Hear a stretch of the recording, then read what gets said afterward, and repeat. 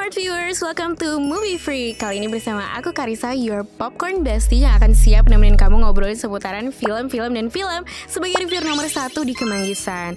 Tapi hari ini kita nggak akan nge-review, kita beneran akan ngobrolin film sama seorang cewek keren. Nah, dia tuh pernah menjadi gitaris ya, mantan gitaris, terus juga hobi suka traveling, terus juga sekarang jadi penulis film-film layar lebar yang tentunya pasti kalian kenalin filmnya. Yang pertama tuh ada Pamali 2022, terus ada Pamali Dusun Pocong, terus ada juga Keluarga Tak Kasat Mata, terus ada Munkar juga. Itu semuanya pasti kalian pada familiar lah ya. Dan selain itu juga gak cuma film layar lebar, perempuan ini juga menulis TV series loh, yang pastinya viral banget. Aku pun juga nontonin gitu.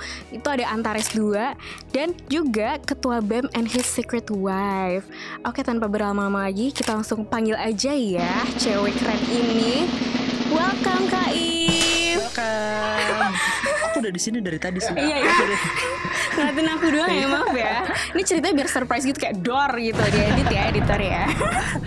Oke, hari ini kita mau ngobrol santai aja sih Kak If. Oke. Nah, sebelumnya mungkin untuk memulai, jadi jujur ya, awalnya tuh sebelum Kak If datang aku udah stalk IG kakak gitu. Dan bionya itu ngasih statement kalau kakak itu adalah tukang ngayal. Emang bener Kak? Berarti besok-besok aku harus hati-hati menulis sesuatu di Instagram ya. Iya, emang tukang ngayal sih.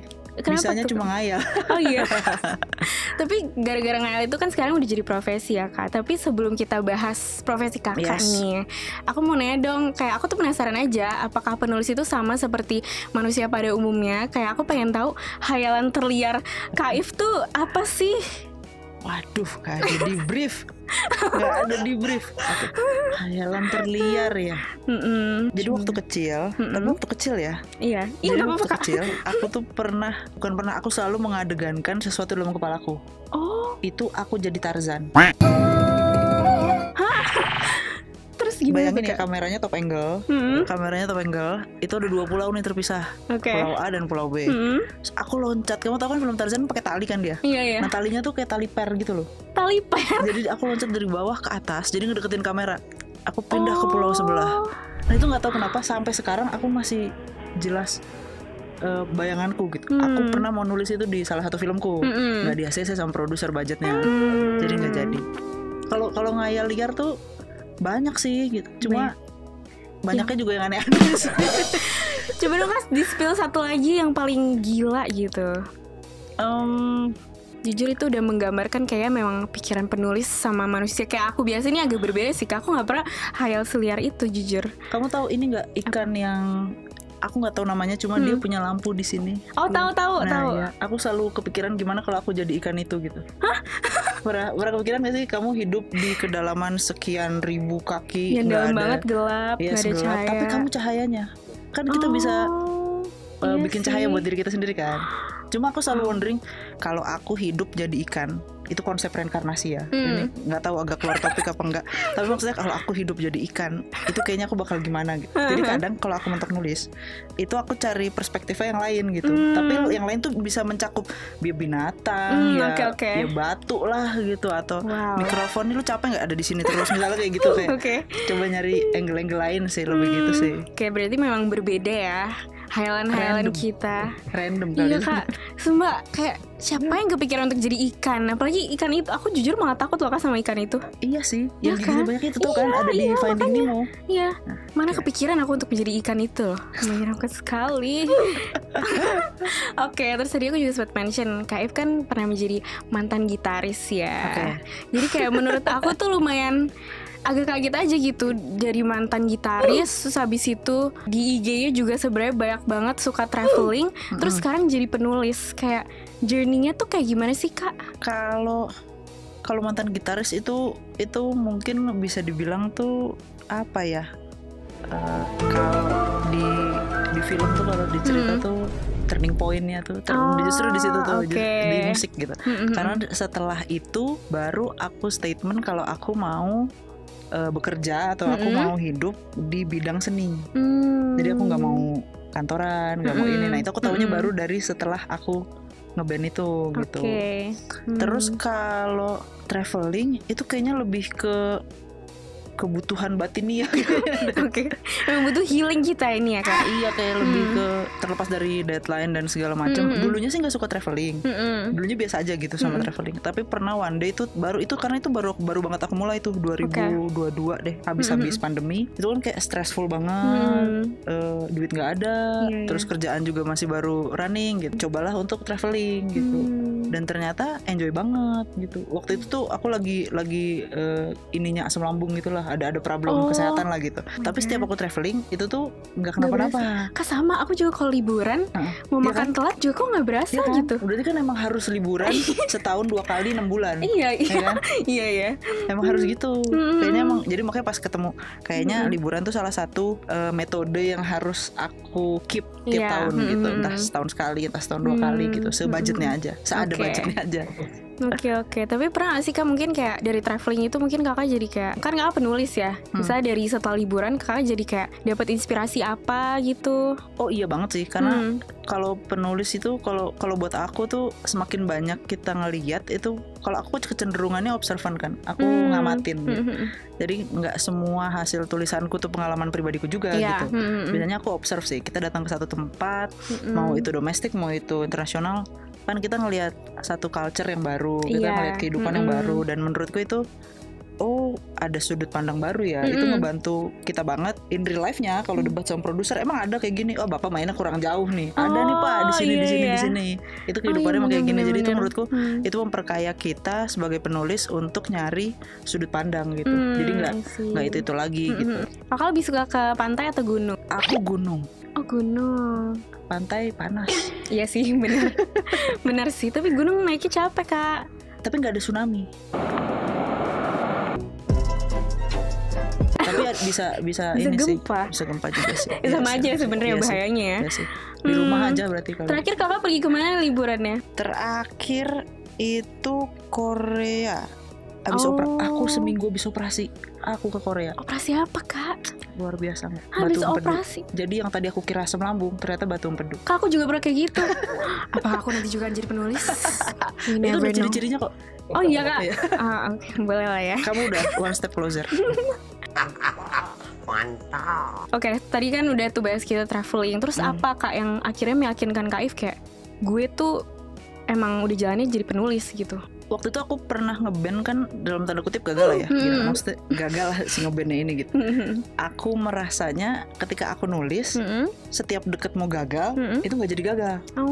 Itu jadi kayak ada harapan lagi ada gitu. kesempatan lagi. Gitu. Ya walaupun gak achieve nih. Misalnya targetku 100. Aku udah baru mau gagalku misalnya min 20, aku tuh udah min 19. Cuma kayak abis itu dikasih nih langsung, ya udah nih 20 gitu. Kayak jadi aku ngerasa kayaknya bisa deh. Dan menurutku satu yang ku coba dari dulu tuh, aku coba konsisten sih sama muka badak aja sih. Maksudnya ngeke aja gitu, ngeke aja kayaknya ini jalur gue deh gitu. Dan gue suka. Terus ketika aku lagi ngerasa aduh kayaknya gue salah pilih nih, banyak banget orang yang keren-keren yang jago-jago gitu. Tapi terus ada orang yang enggak kok, lu bisa kok, ini ada potensinya kok, bisa, tinggal biasa aja. Jadi di musik aku nggak begitu. Udah jatuh ketimpa tangga lagi gitu kayak nggak ada yang nyemangatin gue nih, kayaknya gagal nih gitu. Ya udah mungkin switch karirnya ke nulis gitu. Akhirnya kalau nulis tuh Kakak punya kayak ritual gitu nggak sih Kak? Misalnya kayak harus di gunung gitu, terus misalnya atau enggak kayak harus minum apa dulu, makan apa dulu, ada ritual khusus gak sih Kak? Ritual tuh banyak. Banyak ritualku mau nulis. Apa tuh Kak? Random lagi. Emang random terus ya Kak? Iya kayaknya emang random deh. Tergantung jenis yang mau ditulis apa. Kalau lagi nulis drama, ritualnya menyesuaikan drama. Kalau lagi mau nulis horor, ritualnya menyesuaikan. Enggak menyesuaikan horor sih. Lebih ke yang penting kalau horor tuh aku mulai dari pagi. Kalau horor kenapa gitu tuh Kak? Karena jam 6 teng maghrib aku nggak mau nulis kalau horor. Takut ya Kak? Takut kayak ada setannya muncul beneran. Aku tuh miara kucing di rumah. Sama. Aku nulis nih serius fokus kan. Misalnya bikin adegan horor. Terus kucingku tiba-tiba jantung gue kayak mau lepas tuh gak? Kayak anjir. Ternyata penulis juga bisa kagetan gitu ya. Dan itu kadang bagusnya ini scene gue works nih berarti ya yang ini nih. Karena gue lagi parno banget nih waktu nulis ini gitu. Kalau ritual tuh satu, kalau horor aku mesti pagi nulisnya. kopi mesti ada, tapi bukan kopi hitam ya. Oh, iya. Itu dukun. Lebih kopi biasa. Harus makan dulu, kalau enggak aku lapar. Atau nggak asam lambung ya, nah, Kak? kalau takutnya. deadline lagi Ramadan, coba Gak bisa puasa nulis tuh, gitu. nah kan. Nah itu. Terus ritual apa lagi aku ya? Harus mandi dulu biar seger. Karena kan biasanya kalau karena kerja di rumah kan jadi ya udah nggak usah mandi terus langsung buka laptop. Bisa belekan ngetik. Iya. Itu aku sih kan nugas gitu kayak nggak mandi dulu. Terus harus sepi, nggak bisa ada suara. Oke. Kalau ada musik tuh malah ngeganggu. Oh jadi benar harus fokus gitu ya? Kalau horor ya. Kalau horor harus sefokus itu. Tapi kalau udah drama, kebetulan kemarin aku ngerjain film drama yang ada dari lagu gitu. Itu aku harus dengerin lagunya berulang-ulang sampai aku hafal, sampai pas adegan yang mau kuhit. Misalnya itu semuanya ada di ending. Lagu itu tuh kuputer. Aku harus sampai nangis. Jadi tau aku hati habis nonton drakor tuh capek. Iya. Jadi kayak gitu. Rasanya pas nulis tuh kayak sakit. capek, gue nulisnya capek. Lebih gitu sih. Ritualnya lebih ke disesuaikan sama Oke. judul-judulnya yang mau ditulis. Kalau tempat udah pasti di rumah Kak, atau kayak kemarin Kakak nulis di bandara. Nah itu juga kadang tuh bosen kan kalau nulis di rumah. Terus pakaian yang dipakai itu mempengaruhi kalau aku. Jadi misalnya kita nulis pakai baju tidur gitu ya, itu bikin agak dalam tanda kutip males. Jadi bawaannya kayak pengen rebahan. Sementara gitu. kalau kita udah rapih nih, gue udah rapi pakai sepatu, terus aku keluar tuh moodnya lebih beda. Apalagi kalau kita beli makan, udah ada operasional cost yang keluar. Ini gue harus dapat sekian halaman ini kan. Kalau nggak rugi kan. Kalau di rumah kan nyantai, nyampe dikit rebahan, capek dikit rebahan gitu. Jadi lebih ke emang kalau tempat aku random. Kadang mostly di rumah, tapi seringnya ke kafe sih. Kafe di mana gitu. Oke. Pantesan tadi Kakak kaget gara-gara kucing Kakak, karena kalau nulis horor tuh benar harus hening gitu ya? Harus hening banget kalau horor. I see. Oke. Tapi kayak pengen tahu deh Kak, kalau misalkan sama Kakak nulis tuh selain bikin asam lambung kalau udah dikejar-kejar deadline, kayak ada nggak sih kayak menurut Kakak tuh kayak ini fun part gitu, kayak part yang paling menyenangkan saat nulis menurut Kak If tuh apa? Nggak ada lagi. Nggak ada. Part yang paling menyenangkan saat nulis. Kalau lagi bikin adegan di mana karakternya bukan ya seru sih, di mana karakternya argumentasi dan gak ada yang menang dan gak ada yang kalah. Itu fun part. Part yang paling aku suka ketika aku mempertemukan dua karakter terus argumentasi tapi dua-duanya benar dan dua-duanya salah gitu. Tapi itu jarang kejadian sih. Cuma kalau nulis tuh lebih cenderung pusing sebenarnya. Penulis tuh banyakan puyengnya karena kita bikin option kan. Kita bikin masalah, terus kita juga yang harus nyelesain kan. Sebenarnya kan gitu kan. Itu kayak semuanya di pikiran Kakak, jadi sebenarnya dari satu orang doang gitu loh semuanya. Nah makanya kadang tuh apalagi kalau di penulisan tuh ada ketika kita kalau masuk ke act 2 itu agak teknis ya. Kalau masuk ke act 2 itu kan agak gampang lah gitu maksudnya. Ya udah kasih problem ini dan kita the story goes gitu. Tapi pas mentok ke masuk ke act 3-nya nih susah nih, setengah mati nih biasanya. Biasanya positive thinkingku, ini kalau mentok berarti problemnya udah cukup gede nih. Cuma gue aja nggak bisa nyelesainin gimana karakternya.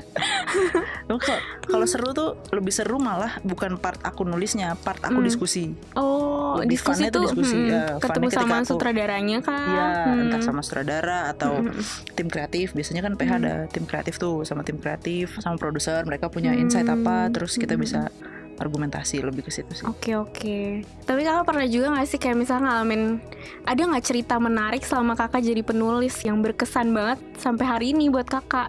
Kalau pas nulis itu nggak ada, cuma kalau pengalaman pas propose cerita ke produser itu ada. Itu lebih banyak ke di luar kegiatan menulisnya sih gitu. Propose cerita ke produser, terus skripnya jadi aku punya spek skrip. Terus aku nggak usah name produsernya ya. Terus sama dia dibuang, literally dibuang ke tempat sampah gitu. Masih jauh banget ini mah gitu. Saya bahkan nggak bisa baca satu halaman sampai habis gitu. Kalau aku nulis 99 halaman, setengah halaman juga dibaca juga enggak gitu. Oh my god. Terus kemarin aku ketemu sama produsernya, tapi kayaknya dia udah lupa sama aku sih nggak lupa ya. Kayak masih agak semi dendam gitu kan. Cuma aku pas ketemu dia, aku salaman, dia ngeliat aku biasa aja. So kayak anjir, kayak lupa ya dia ya? Iya kayaknya sih dia lupa. Aku kan enggak ya. Iyalah pasti itu membekas banget. Nah, maksudnya kalau perjalanannya mungkin lebih ke situ, karena kalau nulis itu kan kegiatan individu kalau menurutku ya. Jadi aku berkutat dengan kepalaku, hatiku sendiri gitu. Jadi dilemanya ya dari diri sendiri aja gitu. Oke. Tadi kan kita juga udah bahas ya Kak, Kaif kan nulis drama sama horor. Iya. Kalau misalnya kakak bisa pilih satu, sebenarnya lebih prefer yang mana? Horor gue takut, drama sedih.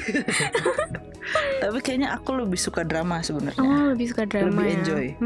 Oke. Aku nggak berani nonton film horor soalnya. Ah, serius Kak? Nggak. Berarti film kakak sendiri kakak tonton nggak? Nonton, tapi kan udah tahu. Oh iya sih, udah tahu ya kapan kagetnya. Iya, kapan kagetnya udah tahu. Jadi nggak ini. Oke. Nah kalau misalnya horor tuh Kak, kan tadi kakak juga mention kakak maksudnya takut ya nonton horor. Tapi kakak percaya gak sih sama hantu? Sebagai penulis nih, apakah sebenarnya biasa aja kah? Percaya, tapi tidak mengimani. Tapi percaya ada. Kalau ntar gue didatengin kan serem juga ya pertanggung jawabannya. Percaya, cuma ada hal yang bertentangan ketika aku sebagai individu percaya sama hantu, sama aku sebagai penulis percaya hantu. Itu beda tuh kacamatanya. Karena ketika jadi penulis, tiba-tiba tuntutannya, terus hantunya mau apa? Ya coba aja kita tanya real life hantu mau apa, mana kita tahu. Nah iya itu ya kan? Maksudnya perkara kita misalnya belum mandi, terus kalau cowok-cowok mungkin yang suka itu sembarangan, itu aja marah. Lah aku bikin film kayak gitu kan gak bisa. Harus dilogikakan. Dan itu menurutku yang jadi menarik dari film horor adalah proses development, karena kita harus sok tahu hantunya mau apa. Dan itu kan sebenarnya semuanya sok tahu, nggak ada yang berdasar gitu. Iya benar-benar. Jadi kayak lebih kreatif mana nih, kesok tahuan lu apa gua gitu aja. Jadi kalau menurutku ya, karena dasarnya nggak ada argumentasinya, bukan 1 tambah 1 2 gitu. Oke. Jadi benar-benar itu kacamata yang beda. Kalau aku personal, aku percaya ada, mereka ada, cuma nggak kuimanin lah, nggak yang harus gimana juga gitu, nggak juga gitu. Tapi kalau sebagai penulis, skalanya jadi agak lebih besar, karena jadi yang gimana dulu nih, yang creature kah, yang genderuwo kah, arwah penasaran kah, itu jadi banyak tuh gitu. Nah itu Kak, aku penasaran kayak gimana cara Kak Aif tuh kayak referensi sosok hantu yang ada di gambaran pikiran Kak Aif, terus nanti dituangkan ke tulisan Kak Aif tuh gimana sih cara kakak cari referensinya gitu, prosesnya tuh gimana?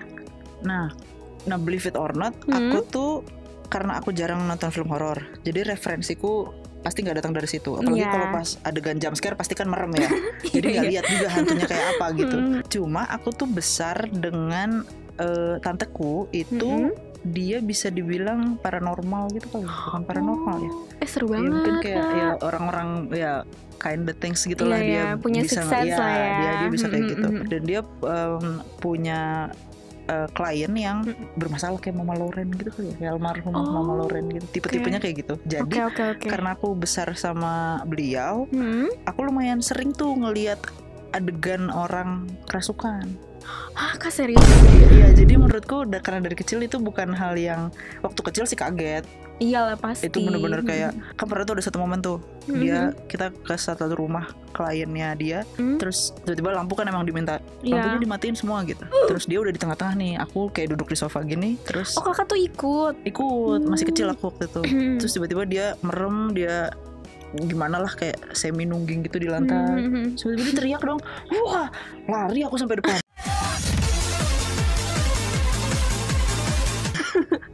Itu kayak teriaknya tuh emang senyata itu. Cuma yang di film itu pastinya karena film ya, jadi harus didramatisasi lagi gitu. Sebenarnya kan mukanya juga nggak sampai berurat gitu kan, enggak ya. Kalau bayangannya mungkin aku lebih ngambil dari situ kali ya. Dan karena sekarang aku ngerjain horor juga, jadi aku kadang suka nanya tuh sama dia gitu, kalau ini tuh makhluk-makhluk kayak gitu sebenarnya ada apa enggak sih gitu, kayak misalnya genderuwo lah atau apalah itu. Kalau menurut dia mereka tuh ada, tapi statementnya tuh lebih ke jin kali ya. Jadi menyerupai gitu. Jadi bukan kayak creature gitu. Cuma menurutku aku karena aku tahu keterbatasanku di horor, jadi aku lebih suka nanya ke orang sih. Jadi lebih suka kepo aja gitu. Kalau ada orang yang klaim dirinya gue orang pintar lo gitu misalnya, nah itu aku malah kepo gitu. Berarti kakak sering ngobrol gak beberapa kali ya sama mereka yang lumayan ya, kalau ketemu aja sih, nggak nyari gitu, nggak nyari kayak kita mau nyari pesugihan gitu, nggak. Cuma lebih ke kalau ada misalnya kenalan misalnya siapa punya tantenya si A gitu, terus ketemu ya itu aku nanya-nanya gitu, ini gimana sih. Dan uniknya jawaban mereka tuh pasti beda. Misalnya aku orang pintar, kamu orang pintar, kita sama-sama nerawang nih, terus di ruangan ini ada nih cowok kan, bukan cewek. Nah itu maksudnya kayak gitu. Jadi menurutku unik ya. Ini jadi yang bener yang mana atau keduanya bener tuh kan bedanya tipis ya gitu. Bener. Jadi menurutku itu tuh sesuatu yang kalau emang dia bener ada, berarti mungkin asumsiku sebagai penulis itu bisa jadikan dia memanipulasi gitu. Dia nunjukin ke kamu cowok, nunjukin ke aku cewek. Nah kayak gitu-gitu. Jadi bisa lumayan lah, menurutku lumayan bisa ngebuka wawasanku, walaupun sebenarnya aku nggak terlalu believe, cuma aku bisa paham kacamata orang yang believe gitu. Jadi mereka yang ngeliat gitu. Yes, mereka yang ngeliat itu. Oke, berarti dari situ ya Mbak Iya, karena besar lumayan common lah sama hal-hal kayak gitu. Tapi bukan ustadz gitu dia, jadi dia lebih universal gitu. Oke. Iya, ngerti Gus Dur. Itu kata aja.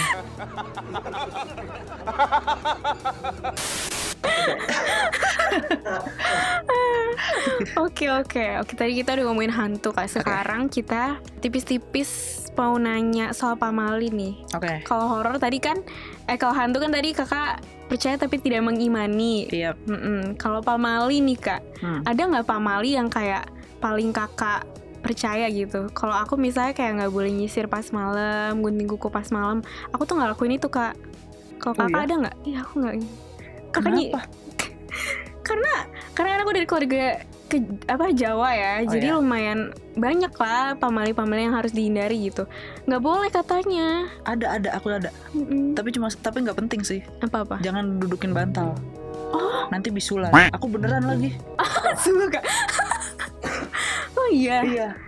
Cuma itu doang, karena itu pamali itu kan random kan. Iya, sebenarnya random sih. Itu kan. Bahkan kayak sebenarnya tuh kayak semua budaya tuh pasti punya pamalinya sendiri-sendiri kan. Betul. Kak? Iya kan. Itu ada di Dusun Pocong 2. Oh iya. Ciri Sabumi Cara Sadesa aja. Ya kita kena nih.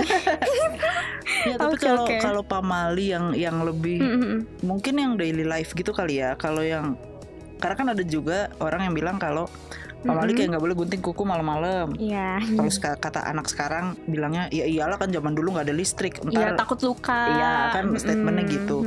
Kalau itu sih aku nggak tahu cara mengujinya juga gimana ya. Cuma kalau dudukin bantal itu percaya nggak percaya tuh aku terbukti sih. Aku baru dengar loh Kak dudukin bantal. Nggak boleh, bantal yang buat tidur. Nah ini kalau disenderin nggak apa-apa kan ya Kak? Nggak apa-apa kalau disenderin.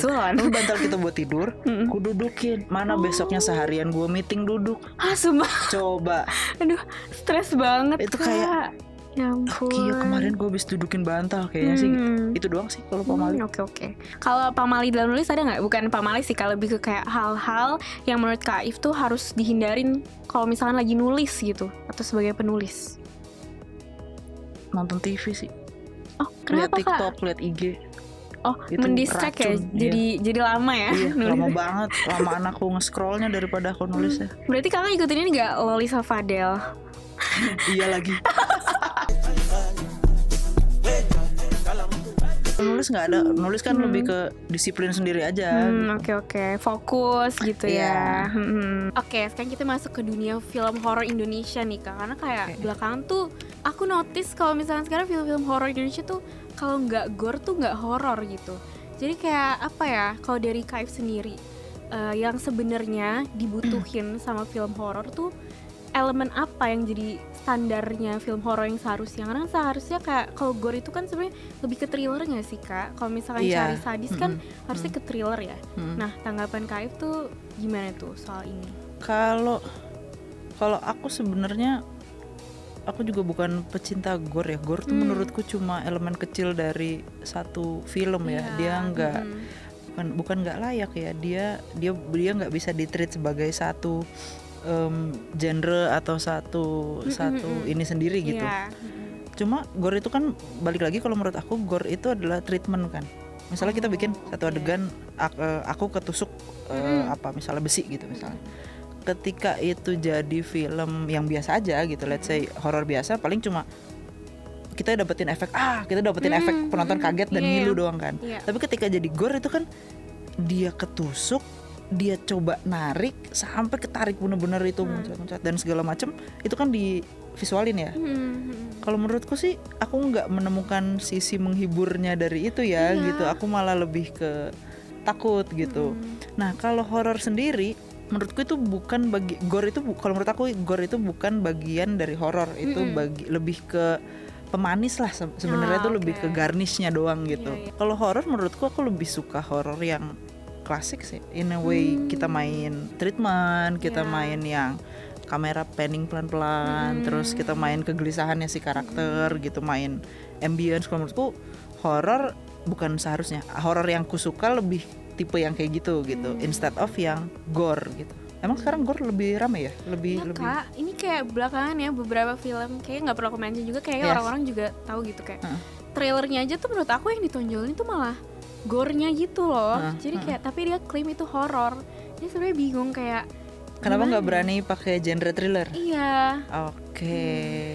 Kalau menurutku ya, aku bukan produser sih, cuma kalau menurutku mungkin di kita kalau kita pakai genre thriller itu ada kekhawatiran kalau nggak diterima dengan baik gitu.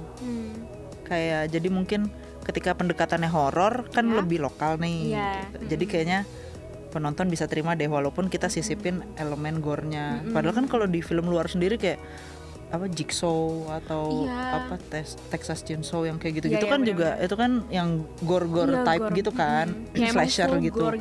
Ya, nah itu kan juga jadi film thriller kan, bukan jadi film horor kan. Kalau di kita karena aku juga nggak paham kenapa cuma ada kepercayaan yang tidak tertulis kalau film thriller di kita tuh belum works gitu. Jadi lebih suka pakai titel horor. Ya sih, karena kayak tahun ini aja tuh kayak horor nggak ada habis-habisnya gitu. Rame banget ya. Apalagi next kita akan ada ini ya, Pamali Tumbal tuh kan. Insya Allah 2025 ya, insya Allah. Amin. Oke. Nah kalau misalkan dari KF sendiri boleh gak sih kayak di spill sedikit apakah nanti di Pamali yang Tumbal ini akankah ada elemen-elemen gore-nya? Nah kalau elemen gore menurut, tapi ini gore-nya subjektif ya, karena menurutku bisa jadi enggak gore gitu menurut penonton gitu. Kalau menurutku sih ada elemen gore karena kurang lebih kita sama lah, bukan sama ya. Kita coba emphasize dari Pamali yang sebelumnya juga. Terus karena di sini kita based on games, jadi emang ada beberapa pakem-pakem yang nggak boleh kita tinggalkan gitu. Tapi kalau gore, kalau dari aku lebih ke garnish aja kali ya, bukan gore yang ditreat secara serius untuk bikin penonton merem gitu, lebih mungkin lebih ke shocking feelings lebih gitu kali ya. Tapi kita lebih mainnya lebih ke ambience, cuma memang ada hal yang kita tawarin beda lah dari setiap si judul Pamali ini gitu. Kita sesuaiin sama si gamenya lagi, mood gamenya gimana, kita coba implementasiin itu ke film gitu. Berarti Kak Iva udah mainin gamenya? Atau kayak nontonin gameplaynya gitu? Nontonin gameplay sih, aku gak berani main gamenya. Iya sih, iya sih, bener sih. Nontonin gameplaynya sih, kalau yang hampir semuanya tuh waktu yang nulis yang pertama juga. Kalau mainin gameplay tuh yang Pamali 2 itu aku mainin gameplaynya. Kalau yang kedua mainin di kantornya PH waktu itu. Tapi rame-rame ya Kak pasti. Iya, terus nggak pakai headphone. Iya. Jadi cuma asal main oh ya gini gitu. Kalau yang ketiga sama yang pertama aku ini doang nontonin di YouTube. Berarti di Pamali Tumbal ini tetap yang gore itu jadi garnishnya aja. Iya, lebih ke jadi garnish aja. Oke. Jadi pemanis aja tapi tetap fokusnya di horor ya Kak. Yes, fokusnya di horor.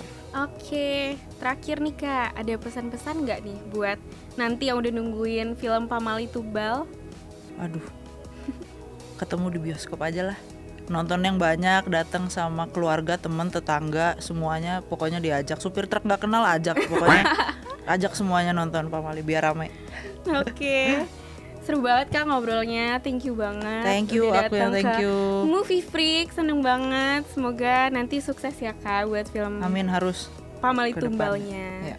Oke, kurang lebih itu aja dari kita Smart Viewers. Thank you so much for watching. Jangan lupa buat like, comment, dan subscribe ke YouTube channel kita di Binus TV. Dan jangan lupa juga untuk follow TikTok dan Instagramnya kita di @moviefreak.review.